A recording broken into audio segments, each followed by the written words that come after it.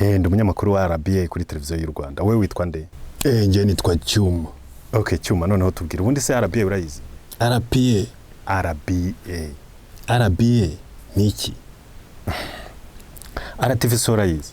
RTV si televiziyo y'u Rwanda se? Noneho se RBA na RTV ubitandukanyiriza he? RBA na RTV kimwe giherwa na BA, ikindi giherwa na TV. Oya, ubitandukanyiriza hehe mu rwego rw'imirimo bikora? Man, ibyo singe nabigirwa n'iki man? Wowe witwa nde? James.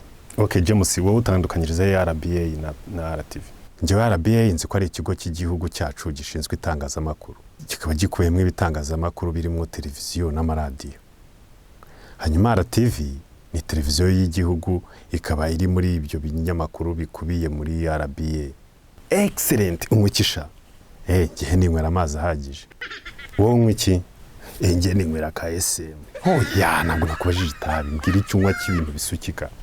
Dunda ubwonko. Oh my god. Hano twaganiraga n'urubyiruko rutandukanye, aho turubaza ibibazo bitandukanye kugira ngo twumve imyumvire yabo, ariko ikigaragara nuko ibyo umuntu arya n'ibyo ababyo ni nabyo atanga.